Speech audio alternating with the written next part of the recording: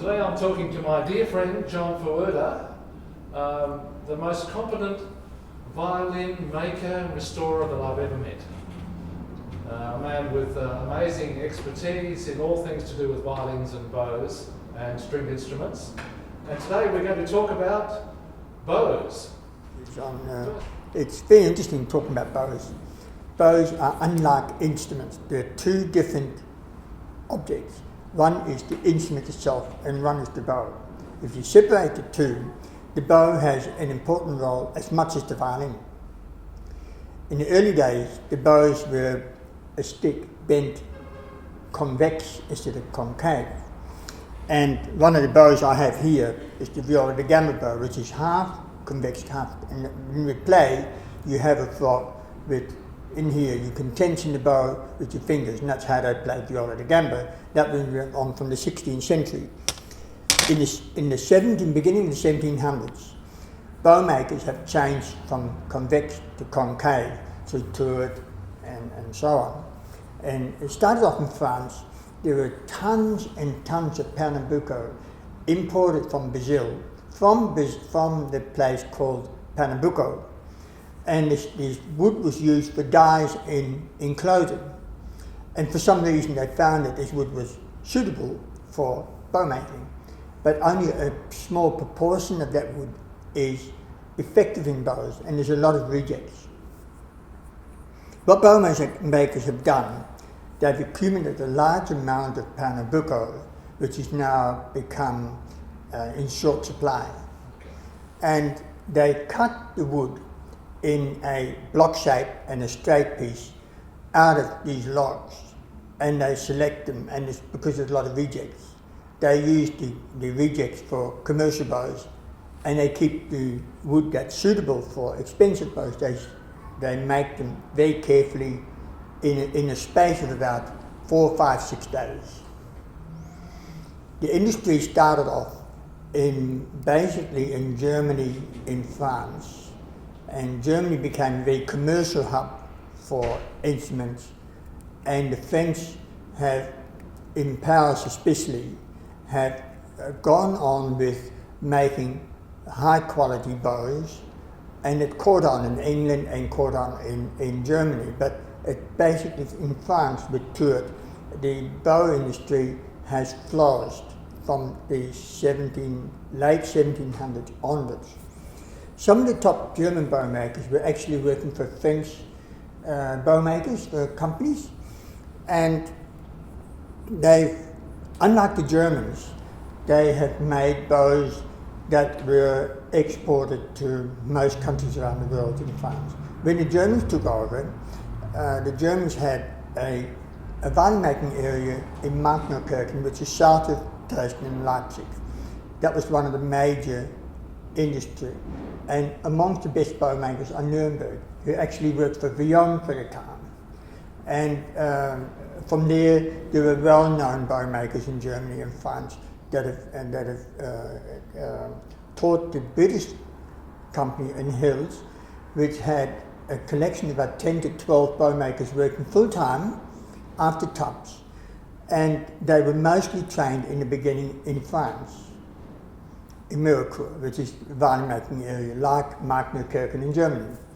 And so the commercial industry is comprised of cheap, medium and expensive bows. Now, I can demonstrate you some of the commercial bows that are made. They're made by machine and finished off by hand.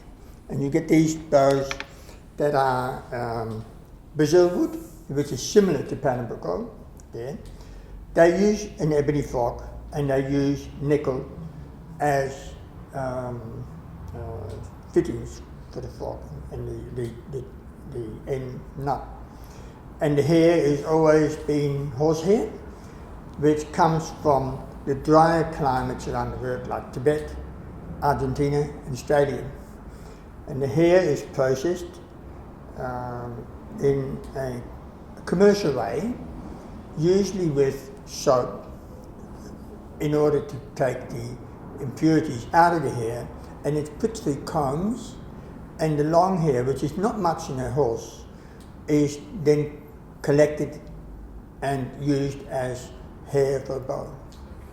Now, when you get a really cheap bow, you tighten up the bow, and this bow here, which is reasonable, you tap on the tip, it's got no spring. These bows are not really suitable for players over grade 2 or 3. When it gets more advanced, people would have to play on bows that have got better weights.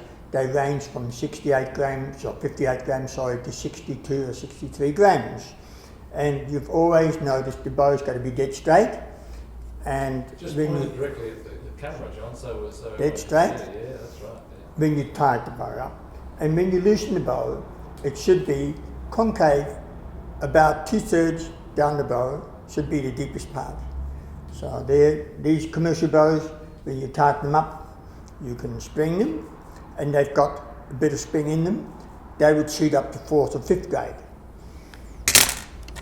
You get to the better bows, and they become very interesting.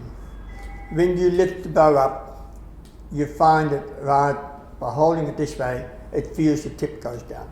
By 11 o'clock, you don't feel the weight. That's a good balanced bow. You tighten the bow up, and you tap that on the tip, or bend it like that. You find this bow's got good resistance, very easy to play, and the balance is good. They go from 5th grade to 8th grade. When you say 5th grade or 8th grade, what do you mean by that?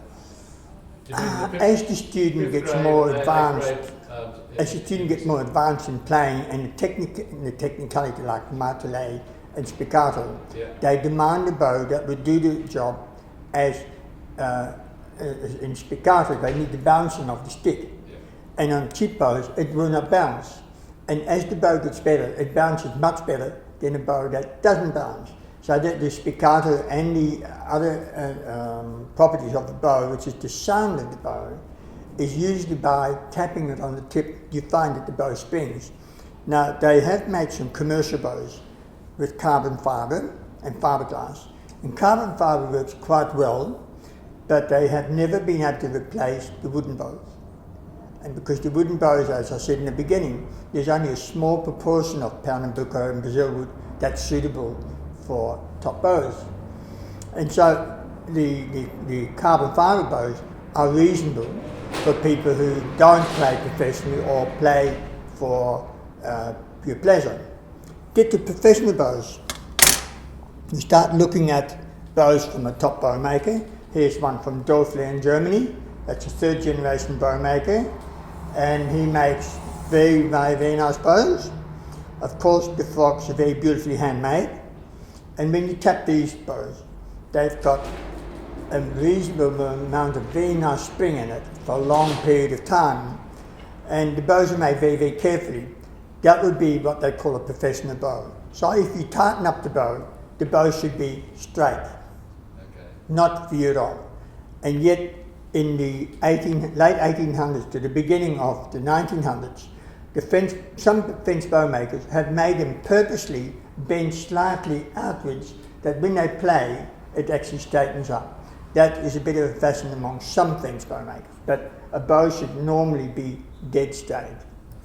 Okay. So what would you expect these days to pay for one of these professional bows and the other ones? What have you got any sort of... On commercial bows, they range from anything from $60 to $200, $300.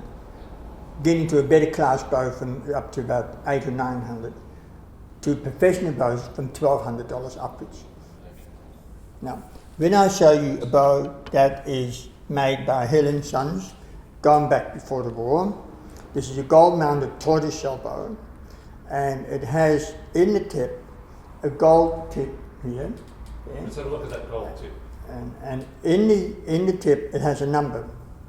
So these bows are marked, and the number you can see here is number 9. There's 9 tapped in there.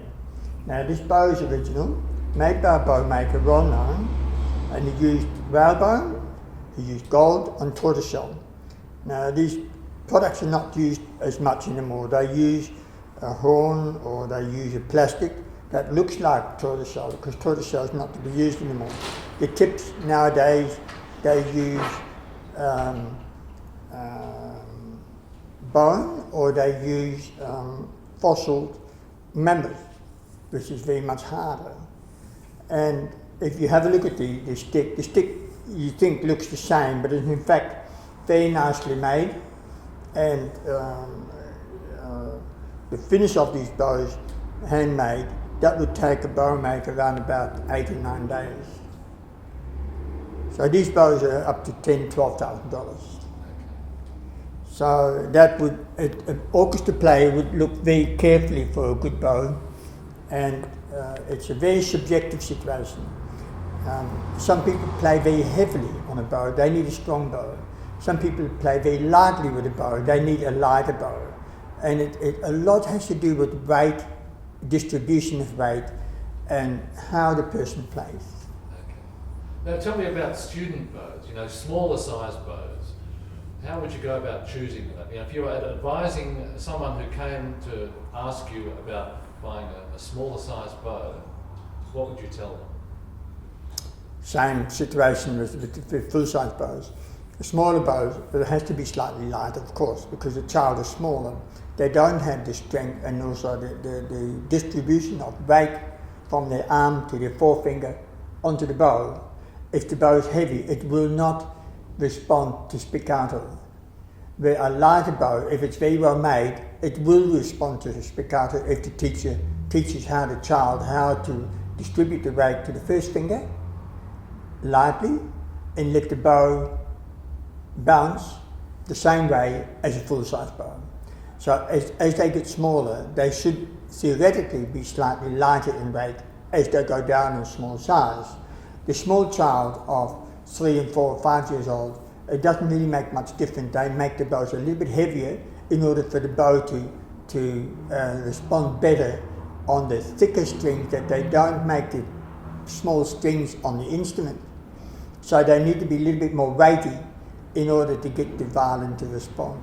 And what sort of things should you avoid when you're looking at say a parent is looking for a bow for their child, for their violin? What are the things to watch out for, not to so that you can avoid?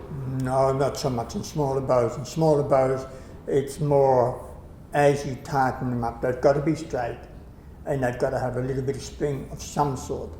And in that way, the instrument sounds always better. If you play with a stick and it doesn't respond at all, nor will the violin respond well. It's an interesting phenomenon, but the sound of the bow on the instrument is actually at the tip here, where they make it tapered, and they thin this down until they get the maximum response to the instrument. It's very interesting, and a lot has to do with the sound of the bow, is how the bow maker has thinned down this last little bit. And you find in some of the hill bows, they have a little flat spot in here from the last minute of the sensitivity of a bow. Very interesting. Yeah, it is very interesting.